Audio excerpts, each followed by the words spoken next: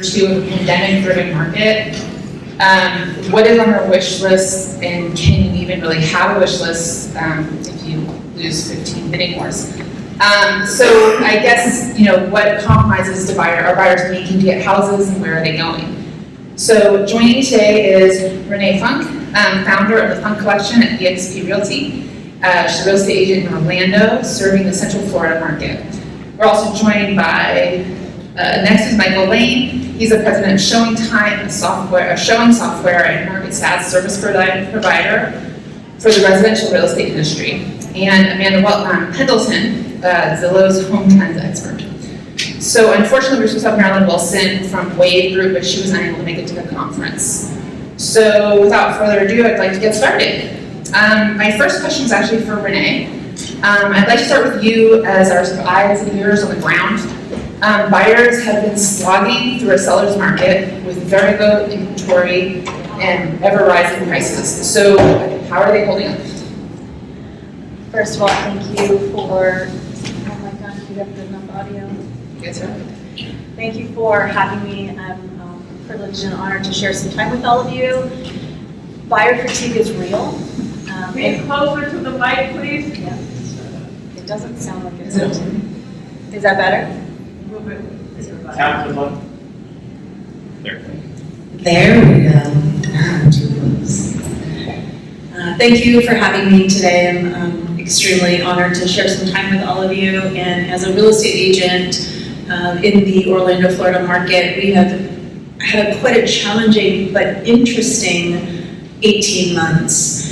And if we look back to the summer of 2020, we were very focused on a question that was incredibly important in our business at that time as it is today, and that is, how has COVID made you feel differently about the home that you currently reside in? And we, as a real estate office, decided to make a touch point and contact every single person in our database, as well as everyone in our network of friends, family, and ask the questions so that we could be laser focused on what that meant and what they were seeking. And what we have found is that every human, as I'm sure most of you can attest to, has really assessed what the home means to them, and probably nearly all of us have changed slightly in what our needs are and identifying what that is.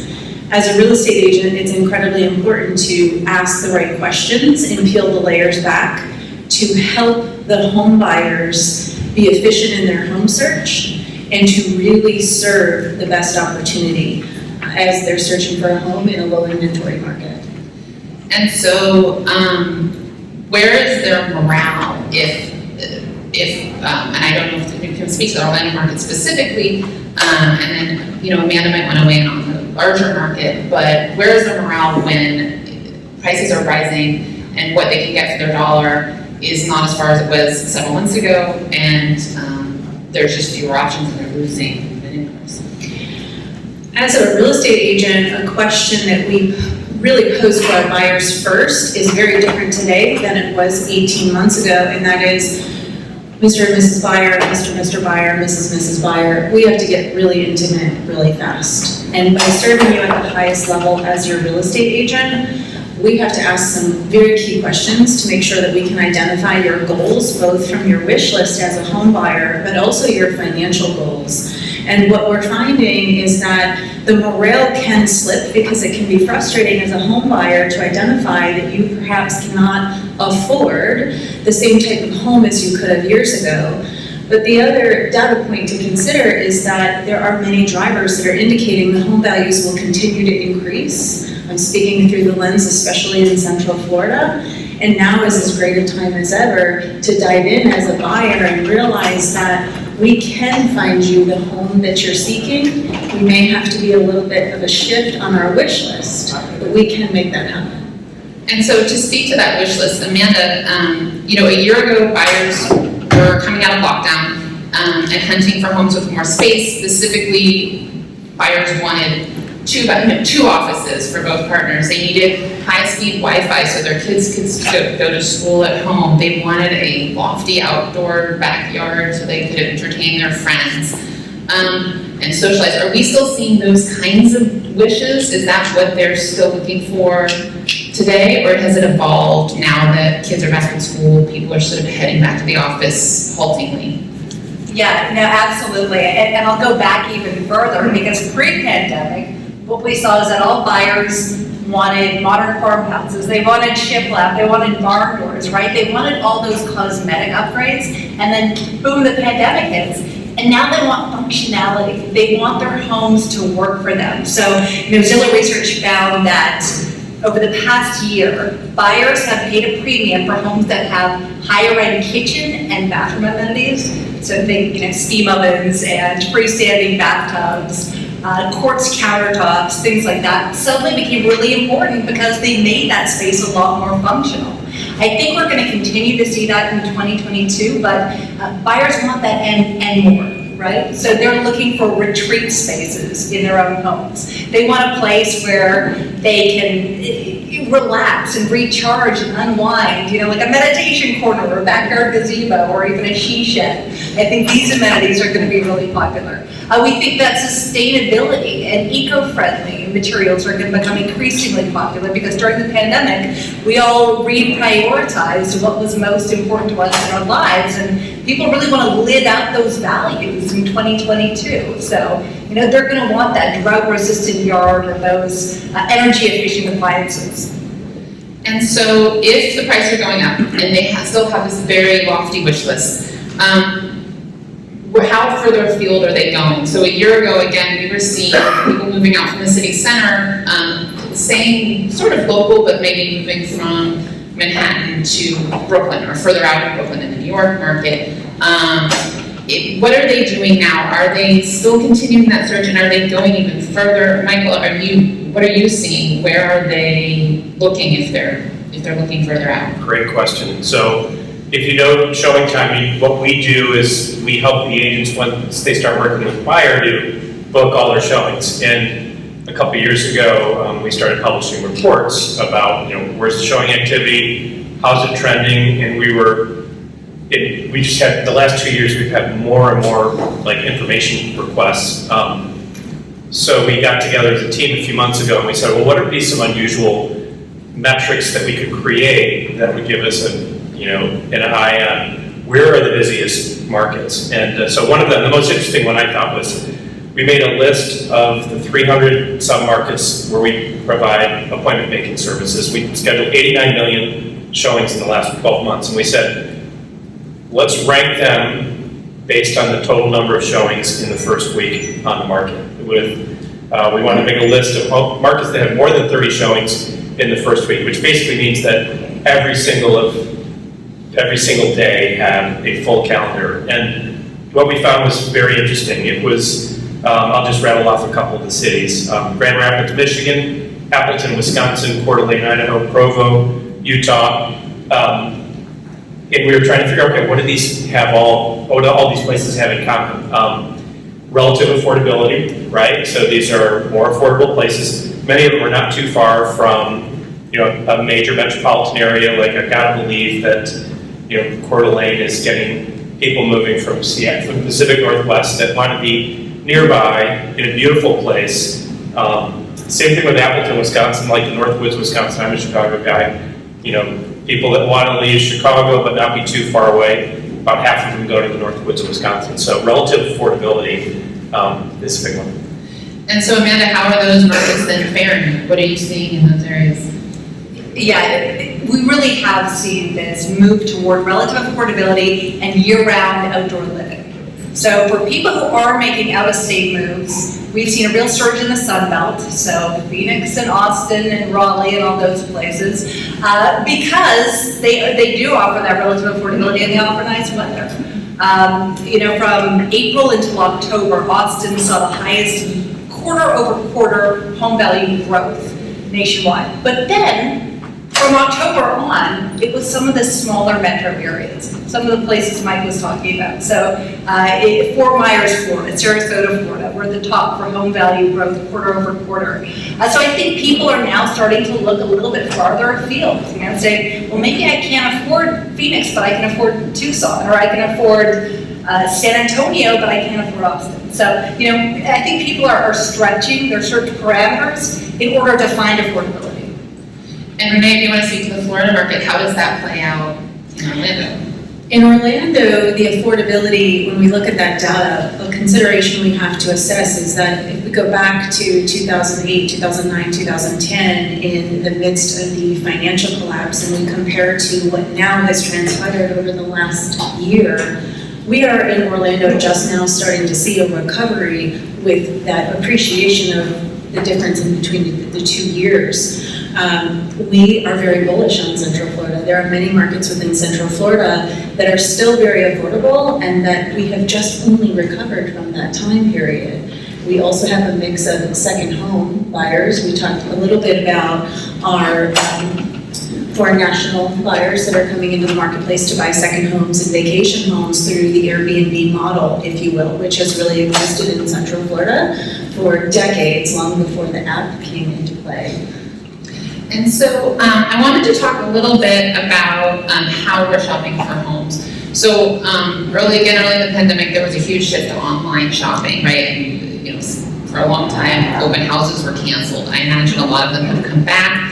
But maybe Michael, you could start us off on how buyers are actually going about starting to look and going about their looking process, and what do they expect in that process? We did a panel last year together, right? And I jotted down what last year looked like, and I'm going to comment a little bit about what's changed. So last year, the big things were, can you conduct a showing via Zoom for people who wanted to shop and they didn't want to physically be there? That was like a hot thing for a while. More rich media content, so interactive tours, not just photos, but like click through the rooms. Those were really big last year. We had a big push from our customers, who are the brokers, agents, and MLS, saying we've got to have online COVID release forms. So when people were making appointments, they had signed all of those. This year it's different. I think all that stuff is not as big of a deal now. This year we have waiting list people. You can't get in the first week in some markets because people don't want more than one party in the house if they can help it. So we were asked to create like a waiting list system. So if an agent goes to the calendar for a home that's for sale and it's totally booked, they can add their name to a list, and as soon as there's a cancellation, it alerts them and they can grab it. So that is a big deal right now to try to get people into homes. Online offers, we just got into something. We were working on this. It was a little bit serendipity, but with the market right now, there's so many offers on homes, and we were trying to add a tool to our showing product that would just help the delivery of offers, not transaction management, but just buyer's agent delivering an offer to the seller's agent, and we wanted them to be able to communicate more easily because like every listing had multiple offers. The last one, which is, you just reminded me a few seconds ago about like open houses. We couldn't really do open houses, so the thing we get now, which is contrary to the pandemic, is we have brokers saying the world would be so much easier if every listing was essentially an open house. If it could be totally open for instant booking of showings for a given window of time, so that people could immediately get that satisfaction. I think consumer thirst for immediacy on the internet is higher than ever, right? And so we have brokers saying, could we get more brokers to make it easier to show their homes without haggling over a time? Just maybe tell the seller over the first week, if you could give us your home from 9 till 5 for showings, the world would be a better place. So those are some of the technology changes from last year to this year. And how willing are sellers to do that? I think the number's going up. In fact, this is a fresh study that we have not done. We added to the list, Barbara, for things we should do a press release on. But we studied the market and we said, okay, how much more activity do the homes that are totally available get versus the ones where you have to make an appointment and then wait for somebody to get back to you? And we in a bunch of markets that had a lot of instantly bookable appointments, they get about 30% more showings on those homes than ones where you had to ask and then wait and get back, which means, in my mind, that means that they're probably getting way more offers on those homes. So I think that's going to be a trend that will likely play out to be an important factor in the home search. I can touch on that too.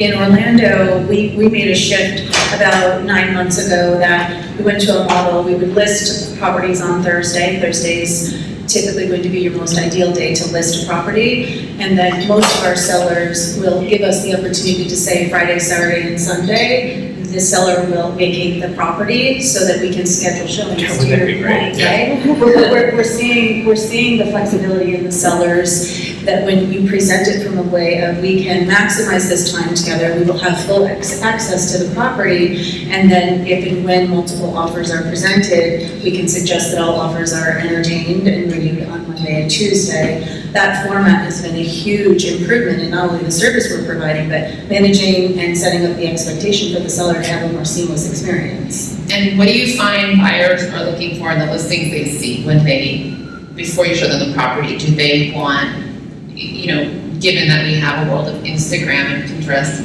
what do they want to see on those listings?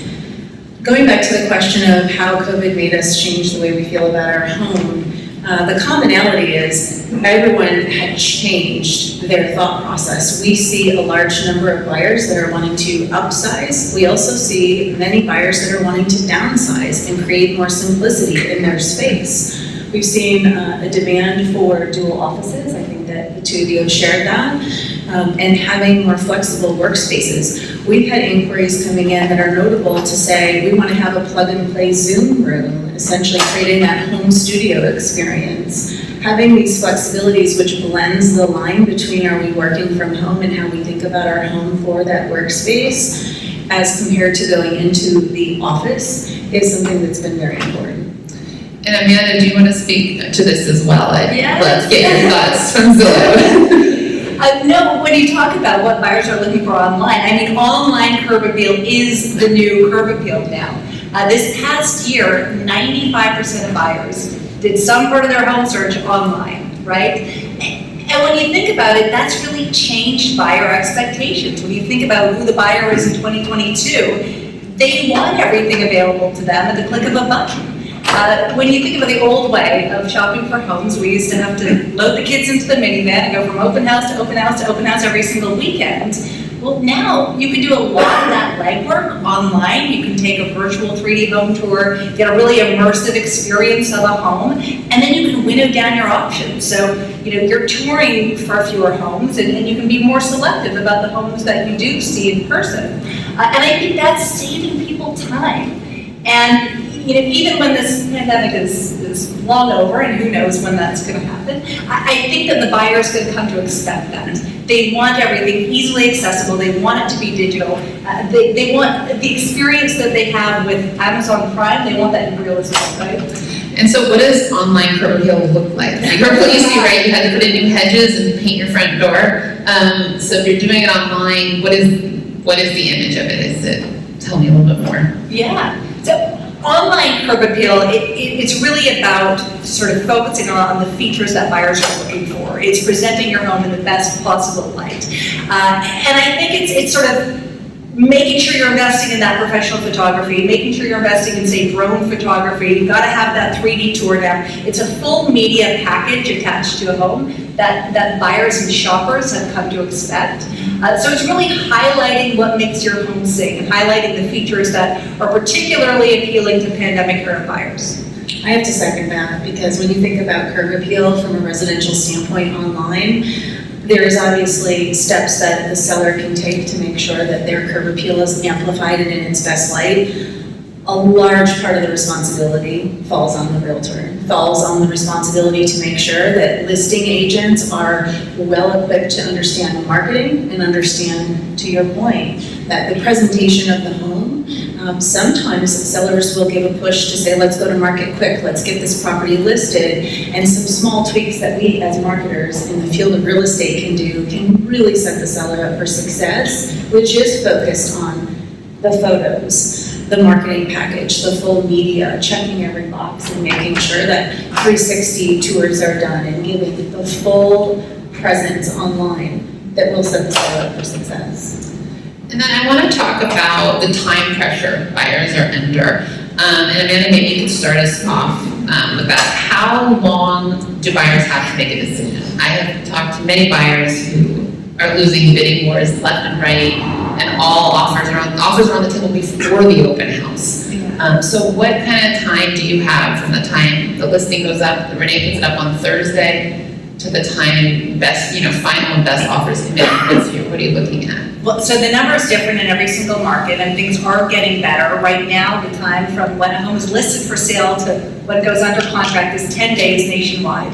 But back in the spring, it was 6 days nationwide. And in some markets like Cincinnati and Kansas City, it was 3 or 4 days. I mean, when you think about all the work you have to do to, number one, find the home, to decide, you want to tour that home, to set up that tour, to then go tour the home, to decide how much you want to offer for the home, to do your due diligence, to do research and look at comps, you don't have a lot of time. So, buyers in 2021 in particular were under a great deal of time pressure to make a decision about the largest financial investment of their lives. And Renee, do you want to add to that as well?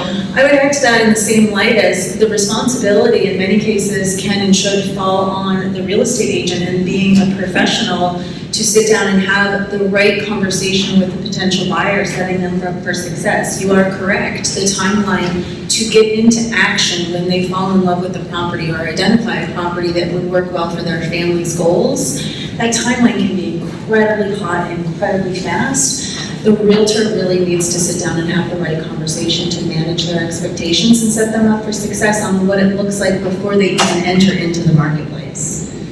And then, Amanda, so are we seeing buyers then compromising on concessions? Are they waiving inspections? How many are all cash? What are they doing to sort of get themselves over the hurdle and be the one that gets the offer?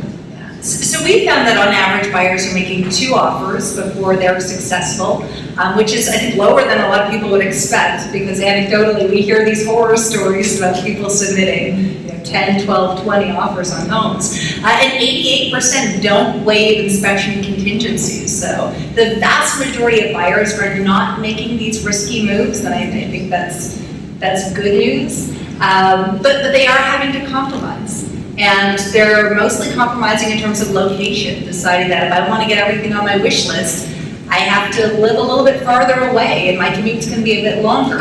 And maybe that's more palatable if you don't have to be in the office 5 days a week, but you're only in the office 2-3 days a week. So, buyers are constantly making compromises and having to juggle one priority over another. And could you give me a little context for the concessions if in terms of how many are waiving inspections versus what that was before, and also how long, if homes are on the market, you said 10 days, how that compares to the past? Like, if you could put both numbers in, sort of larger historical context for me a little bit. Well, and I wish I had all that data. Sorry, in general. No, but Zillow is a great resource for all that data if you have those types of questions. But I think we are seeing more buyers today waive inspections than before, but the number is still incredibly low. Okay. And I think buyers get around this by doing pre-inspections. If they're very serious about a home, they'll get a pre-inspection before they put in an offer, and then they can remove that contingency. So they are doing due diligence. I think people understand that that's a really important piece of this process. And then the other question was days on market, right? Yeah, how does that compare in general? Is that, with 10 days on market, where would that fit in terms of how hot is that? It's still incredibly fast. I think the lowest point has been in more than 3 years at least. But it's fast. So what about burnout? I've talked to a number of buyers who have given up, or at least taken a pause. Are we seeing buyers just throw up their hands? Maybe, Amanda, you want to talk largely about it, and Renee, you want to follow up? Yeah, we are seeing more buyers in today's market say they're going to take a pause. They're going to step back, they're going to reassess their priorities, and then they jump back into the market. So we know more than 70%, 72% of prospective buyers who have been looking in the past 2 years have taken a pause from their home search, and nearly 60% of successful buyers have done the same thing. But I think it's really important to note that when you're in a really fast appreciating market, you can't pause for too long, because the longer you're out of the market, the faster prices are climbing, and suddenly homes that were once attainable are not attainable anymore when you jump back into the market. And so that can be doubly frustrating for buyers. We're seeing that very same thing and having the conversations with the buyers as what it might look like if they take a pause as compared to staying abreast to the marketplace, keeping their eye on that focus. We're working with, there's a new identifiable opportunity with the rental inventory also being on the low side. So those that are considering selling their current property to either upsize or downsize or find that next ideal property and rent out the home that they're in currently, becoming instant investors, making that type of an adjustment gives them a little more leeway. There's not necessarily that same urgency. They have a roof over their head, so they have some luxury of time. Having the conversations around making sure they're prepared and staying in, and to your point, is realizing taking a pause could end up costing them in the long run at the way the appreciating home values are climbing. So, is there a benefit to a pause? Like, does it help you just manage expectations, or do you mainly see it as something that just sets you back even further? Of course, it always depends on each individual case, right? And understanding the goals of each individual family and what they're looking to achieve. If we look at a broad paint stroke, of course, I think a pause right now and all of the home values increasing could potentially be a detriment, because you're going to see that in Orlando, we have a 17% home value increase year over year. That means that a homeowner who potentially waited could have then had 17% less, right? And so their value isn't going to go, their dollar isn't going to stretch in the same way. And I want to talk about the sellers. Are we seeing any sellers they're sort of getting ahead of their shoes and getting a bit too bullish on the market? If you're a seller, you think your house is golden. How golden is it? Mine will be anecdotal because I'm just gonna tell you, but I have heard, somebody was telling me a story recently about listing their home and thinking that they're gonna get a huge margin, or they're putting it in the market to get kind of a make me move offer. Although I'll tell you, I had a friend that did that and they succeeded. They lived in Greenwich, Connecticut, and they moved there from Chicago, where I lived a few years ago. And they were doing a family vacation to Orlando, and they had a lot of people knocking on the door, people from New York, I presume, New York City, and so they listed it, and on their first day of vacation, they got the Make Me Move offer, and now they live in Winter Park, Florida. And so there are certainly still a lot of success stories around that, but I wonder if that works for everybody. What are you saying, Renee?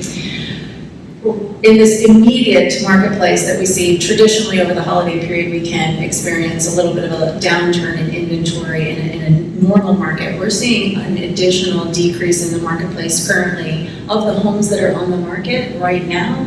We see that if a seller has that make me move, I'm going to throw it on the market and just see what happens, we're seeing many of those homes stay on the market longer. We are seeing that in this market with low inventory, you can overprice and you can have that make me move wish list that doesn't necessarily yield them the results they're looking for. So in those cases, do you end up with houses selling for below list, or do they get? We're not seeing below list right now in Central Florida, right, as a general rule. We're really focused on what's going to happen in January and February, where we would typically see an uptick in inventory. For January 2022, it'll be very interesting to see, do we have that same uptick, and what does that mean to the marketplace? We have some buyers that are wanting to wait until after the holidays, and we have some sellers that are also wanting to wait until after the holidays. So what are you looking to see come January? I think a lot of buyers are looking to see an uptick in inventory. Speaking of what's, Amanda, what do you think the future looks like? What's your crystal ball telling us? I think that we are inching towards a healthier, more balanced market. It's still going to be a seller's market. They will be firmly in control, but I think buyers are going to have a bit more breathing room. They'll have more time. They'll have a little bit less competition. On the inventory side, we think that a lot of people are going to get more certainty in their lives. They're going to know what their post-pandemic lives will look like, and that's going to give them the confidence to list their home for sale and to move. We also hope to see more new construction come online as well. On the demand side, we're still going to have this sort of insatiable demand that's coming from demographic forces, millennials aging into their home buying years, a huge generational group, and then we've got baby boomers, another huge generational group who are much more active in the market today, and those two groups are going to continue to sort of fuel this demand for housing, along with all the pandemic factors, remote work, opening up housing possibilities all over the country. So, demand is still going to be incredibly high for housing, but I think with the addition of some more inventory, we're going to start to see things maybe balance out a little bit more. And I wanted to talk a little bit about fixer-uppers, which have historically been a way to get more house for your money. I think there's a certain buyer who always thinks, if I can get the house with the shag carpeting, I'm gonna save some cash. Not that I know any of those people personally, but but in this market, you're dealing with a pandemic manufacturing delays. It can take you 8 months to get your windows. So if you're thinking of pulling up those carpets, you may not be able to find a contractor who wants to do it for you. So are fixer-uppers still a good deal? And how are buyers thinking about them? So Amanda, do you want to speak to that? So our research finds that fixer-uppers today typically sell about 13% less than a typical home in any given market. So that's a discount, right? That's a deal. And for someone who's desperate to get into the market, that's a great opportunity. But you've got to do the math, because on a typical US home valued at about $300,000, 13% is like 40 grand. And if the house needs everything, you're probably not going to cover that 40 grand. So, you have to know how much these projects are going to cost. And then now there's the new consideration, as you mentioned, of time as well. How long is this project going to take? Can I get a contractor? Can I get, the subs to even show up to my house right now? Can I get a fridge, in the next year? So, I think that there's a new dynamic at play that may make fixer-uppers a little bit less desirable. Of course, HGTV has all kind of hardwired us to think that that's our ticket to profitability in the housing market. In this situation, it may not be. And what are you seeing? In Orlando, we're seeing an uptick in demand to have more of a turnkey solution, right? And that, again, goes back to the question of how buyers are thinking about their homes that they're currently in. Wanting that turnkey solution is going to be incredibly important, and finding that. Those that are seeking an opportunity for perhaps some type of remodel, that's a great opportunity, but those buyers have to take into consideration the variables. The supply issues, the availability of contractors, and have some tolerance there to know that if you want a new fridge, you may wait months and months and months, been there. And are you finding those homes that need some work sitting on the market a little longer? Are they a little slower to move? Or are they moving just as fast and you're not getting the discount that you might have thought you'd get? Many of the homes that require remodeling are moving at the same pace as the others are now moving. However, the buyer demographic may be different. We have an investor pool in Orlando, so we may see investors who have more of a savvy nature to their ability to do those remodels, eat that inventory up.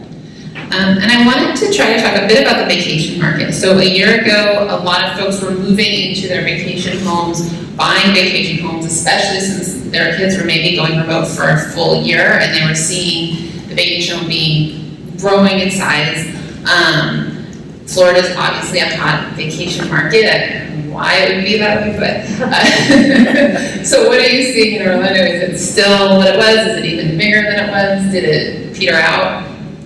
If we look back to the summer of 2020, there was much uncertainty, and actually in Central Florida, where many other markets were experiencing demand for the short-term rental communities and for Airbnb rentals, there was a moment in the summer that actually our demand in Central Florida had decreased. If you think about it from the perspective of demand, many of those vacationers were going to the coastal areas, many were going to the mountainous regions, and we saw a dip in that summer of 2020. Which brought some uncertainty. However, very quickly as we navigated through 2020, and certainly as we continue through 2021 and 2022, the way that vacationers travel is shifting, and there is an additional demand for those Airbnb properties. In 2021, we saw some of the highest occupancy rates we've ever seen historically.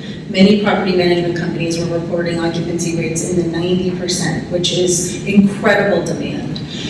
Therefore, creating an additional opportunity as we have we have travel opening up and we have now buyer pools of additional foreign nationals coming in.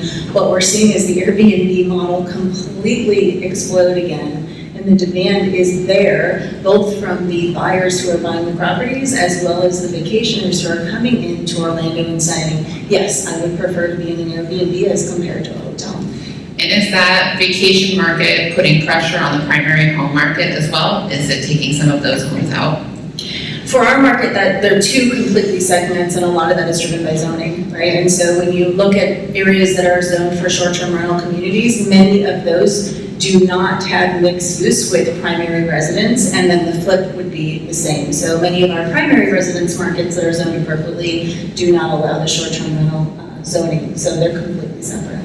And Michael or Amanda, do you want to weigh in on this vacation market and if vacation homes are what they were a year ago? I mean, I would just say from what we looked at, we see both. I always was kind of expecting when we looked at all the markets that were like off the charts busy, that they would all be like the most desirable vacation markets. It wasn't always the case. There are certainly ones among them, but I was surprised that there's a lot of cold weather, totally not vacation markets that are ultra busy, which kind of makes me question, where the world is right now. I think there's definitely some of that, but when I look at like Buffalo and Rochester, although I think people definitely vacation there, don't get me wrong, right. But I wouldn't, those aren't like moving to Naples, Florida or wherever. So you're seeing those as vacation markets? No, I'm just saying, I think there's some of that, but it's not like lopsided and busy in vacation markets, it's everywhere. So early on in the pandemic, we did see a big surge in page views for listing in some of those traditional vacation markets. What we have seen is that certain markets around the country have seen a boom in the secondary home market, but that's not influencing the market at large. I think everybody's trying to put a point on, well, what's causing home values to appreciate 19% year over year? And our research finds it's not the secondary home market, it's just demand for primary residences right now. But yes, in certain markets, surely in Florida, there has been an uptick in secondary home purchases. I wanted to open this up to some questions from the floor. Does anybody have any questions that they would like to ask? So, in a lot of communities, when the sellers move out, they take the appliances with them. Have you seen, because of the issue getting appliances, that those, that tradition is ending in certain markets where they're having to leave the appliances in order to sell the home? Or is it accelerating? We haven't noticed any differences in that. It's not something that we've taken a look at in our data. Obviously, it's interesting, right? And I think as sellers have the upper hand in this market, that they're able to say, well, I'm taking my washer dryer with me, and buyers don't have much say in that. So, no, it is an interesting question.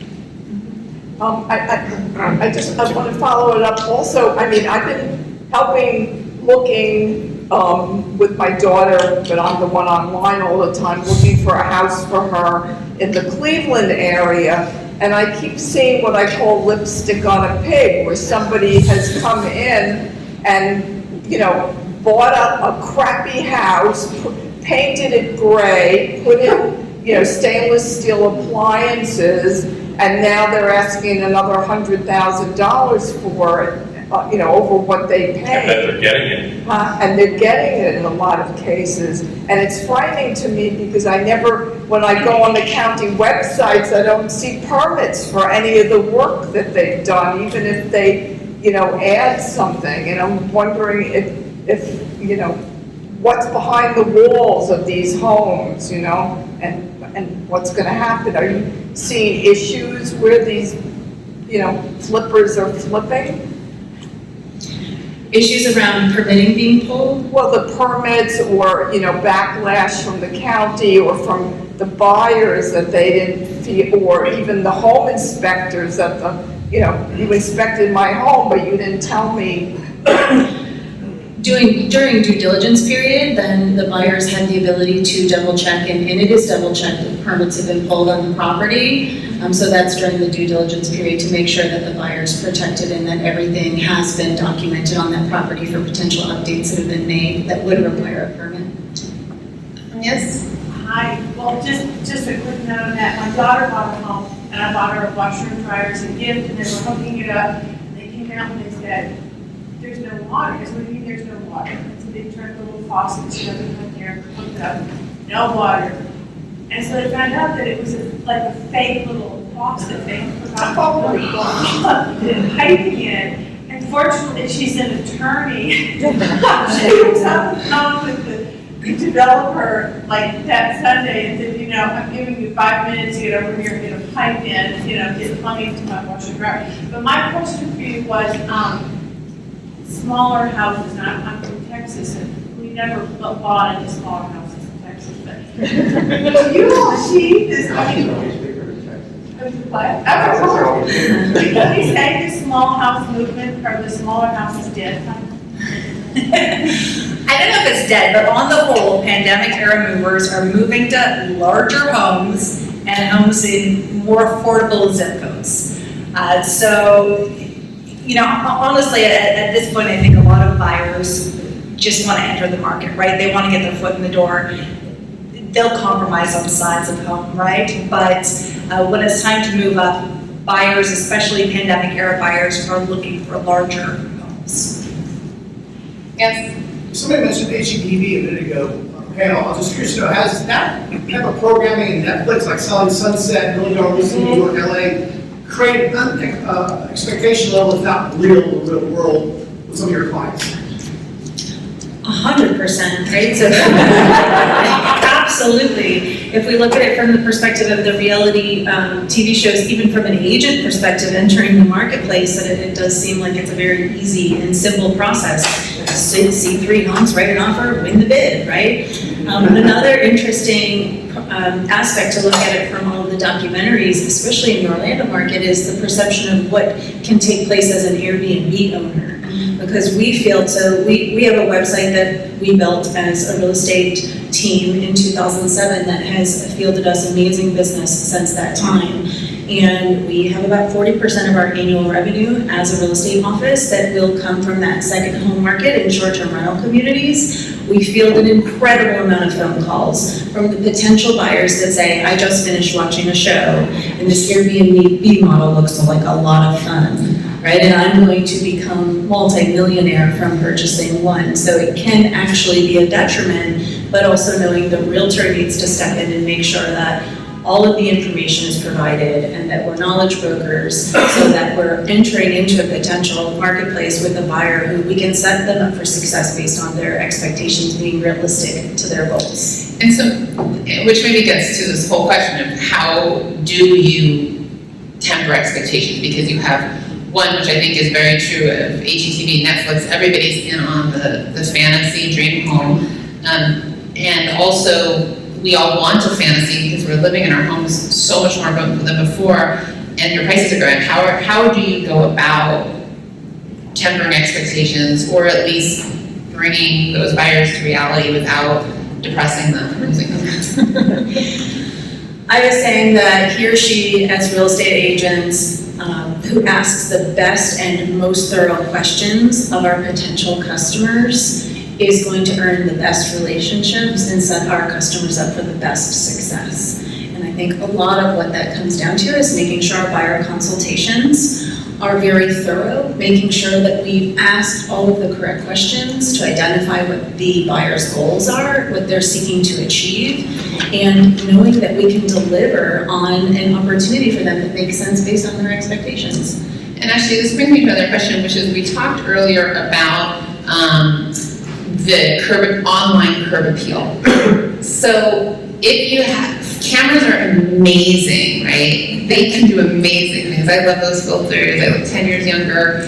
I love my house. What happens when the buyer walks into the house that they saw online and see something, they start to see all the scuff marks? How do you sort of temper those expectations? I'll just jump in really quick because I think that's kind of the beauty of the 3D home tour, right? There's no weird fisheye lens or anything, right? What you see is pretty much what you get, and it's a much more authentic experience of a home. So I think that's why a lot of shoppers really enjoy having that feature because they feel like they're actually walking the home, and it's a true authentic experience. So they're like less snowed by the faux staging, like they're looking for, they can tell the difference at this point. Do you think they've gotten more clear-eyed about what they're seeing and can tell,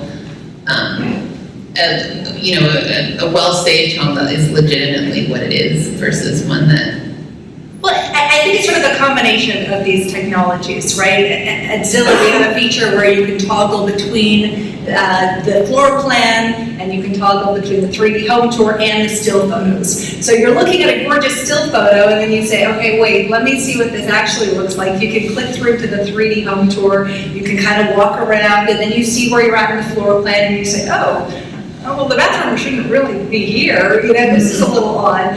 So you get a much better sense of the flow of the home. And I think features like that are really helping buyers better understand the home before they even walk into it. I would just add that one thing we didn't see was showings going down, in this year. They're still up. I think you're getting much more, better educated buyers.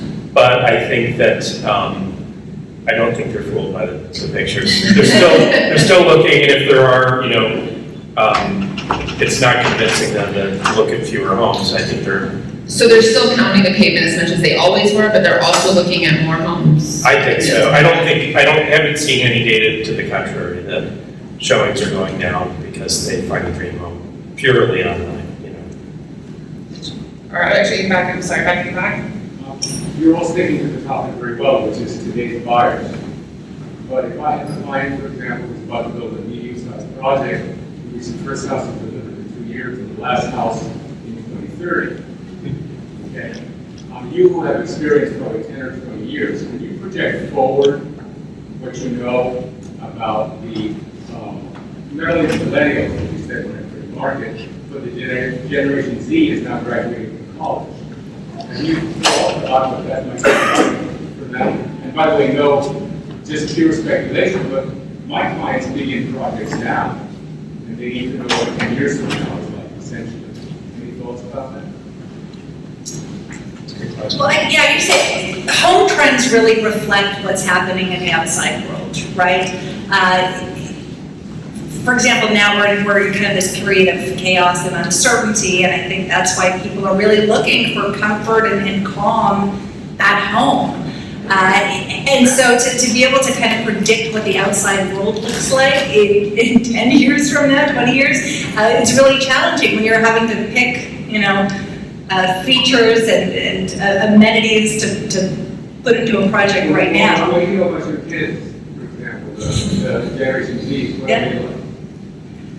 So it's all digital, right? They want the fully digital experience, and I think that will translate into smart home appliances, and they want everything to work like their phones work. They want their homes to work the same way. So I think that's sort of the direction that we're going, and and I think builders have sort of picked up on that and are making those changes to appeal to today's younger buyers. And to speak to that further, Amanda, earlier you spoke about buyers who are moving away from specific finishes like the farmhouse to functionality, right? So if going forward they want functionality, and I think also maybe this future buyer, if I can read my 14-year-old correctly, wants things now. Immediately. And this is, the next generation is going to be a generation that did grow up largely at home. But tell me a little bit about what you're seeing in difference between specific finishes and functionality and what they're looking for. So if you were saying that buyers before the pandemic were looking for maybe some picture perfect home, but now they want a home that really works for them. So tell me a little bit more about how that's going to look and how what that home that really works for them. Right. Yeah, I think it all it comes down to what we were talking about earlier, buyers having to make compromises. So now before I guess it was, I want subway tile, I want the farmhouse sink, and I want the barn doors and all that, and I'm not gonna compromise on that. Now it's like, no, I need that other bedroom. I need it to be my home office, and so that's where they're not willing to compromise. So I think that's sort of where buyers are making the trade-offs. They want all the features that are gonna make their lives easier. They want their homes to be a place where, you know, that they can relax and recharge, where they feel energized and inspired. And I think we're all kind of looking to 2022 as a year where we can thrive, and we can thrive at home. And so the features that allow people to do that are gonna be the features that buyers are gonna be looking for and are gonna be top of mind for them next year. To speak to the question for the gentleman in the back regarding future 5-10 years out, regardless of who we are in the real estate industry, whether we're a realtor, whether we're a developer, builder, any affiliate in this industry, one of the most important things that we can do, especially as builders and developers, is be very in tune with your fellow realtor who's essentially on the front line and identifying these ever-changing wants, needs, and wish lists, which I wish there was some perfect crystal ball that we could say, I think this is the identifying trend in 10 years. Really the commonality we're seeing right now is that everybody is assessing what it looks like. It will be very interesting to see 12 months from now to research the data and look at that data from a perspective is, can we identify trends? Right now, I think the trend is everybody is assessing, and it's all upside down and different from what they are perceiving as their home the last year, 2 years.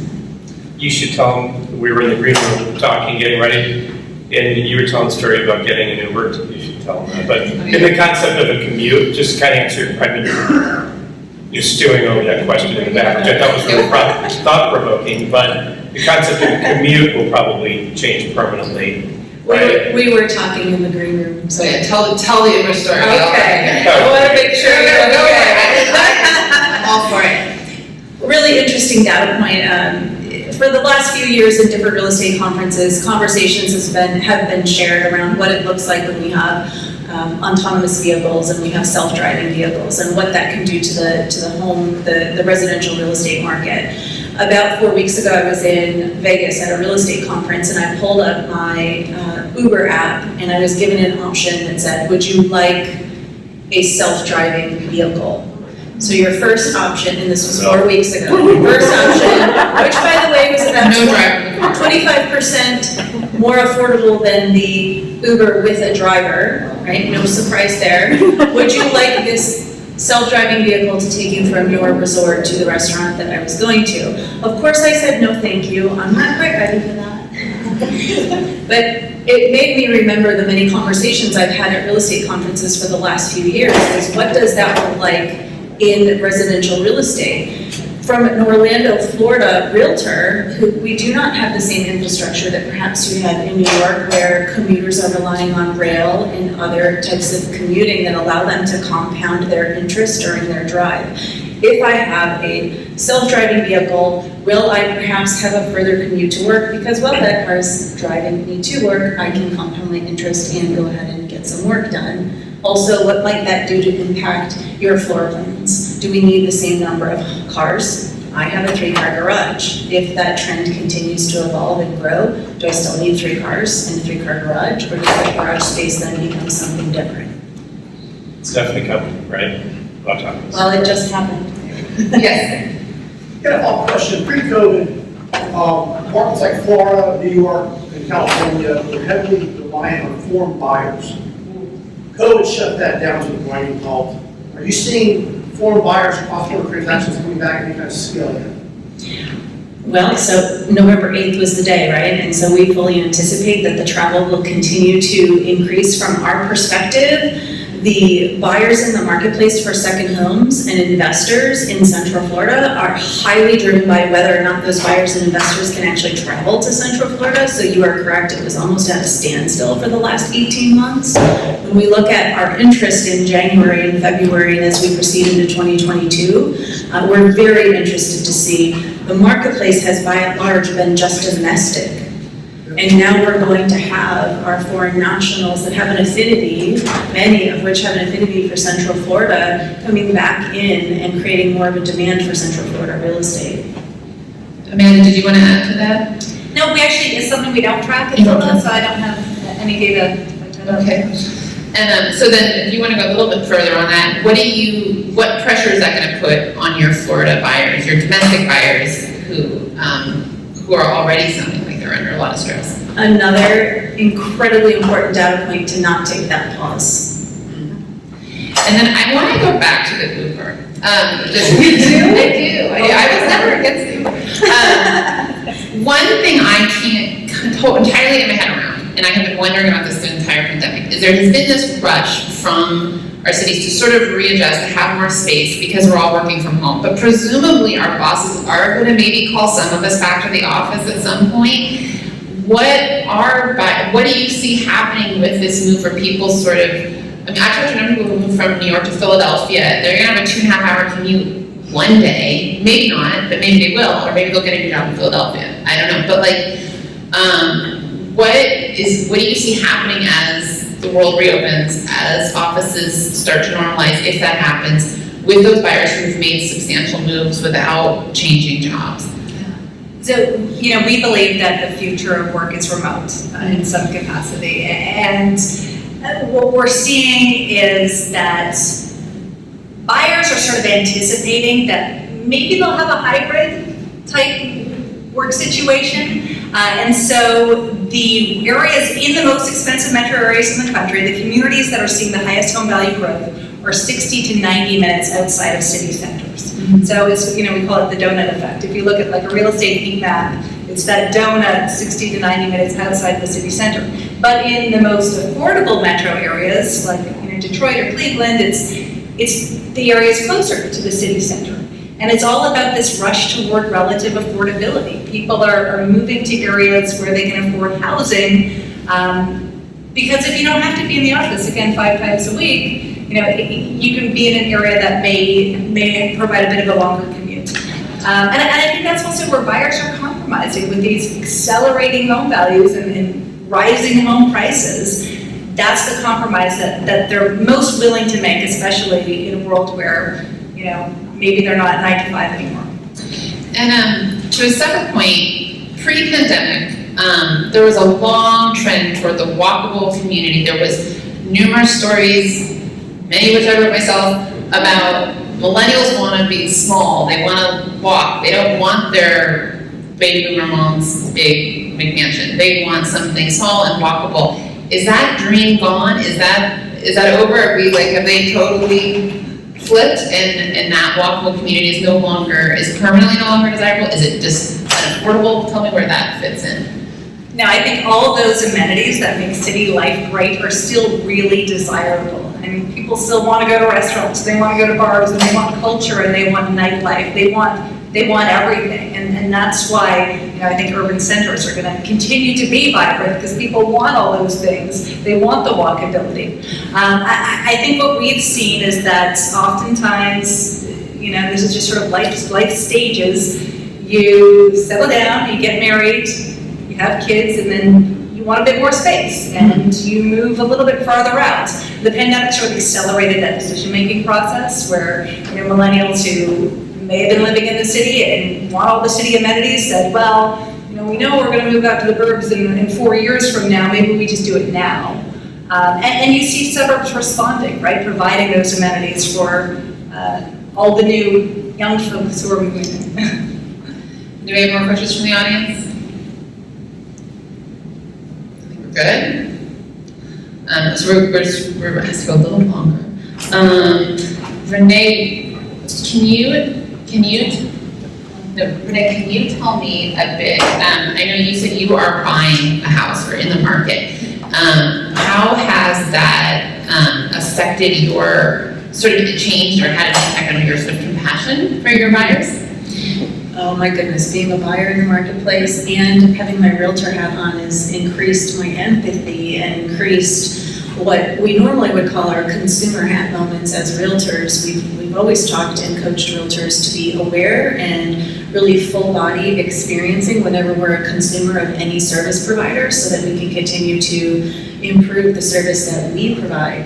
Being a buyer in this marketplace, and we talk about buyer fatigue, has been incredibly interesting to bring to our agents and say, not only do we think of it from the perspective of how do those buyers feel, but how do their family members feel? I have 2 kiddos that are going through the experience with us, and knowing that it can be a very challenging, daunting process has been an eye-opener to see through the lens of a buyer, but also knowing that we have confidence and that we know we're in the right marketplace and we're going to find exactly what we're looking for.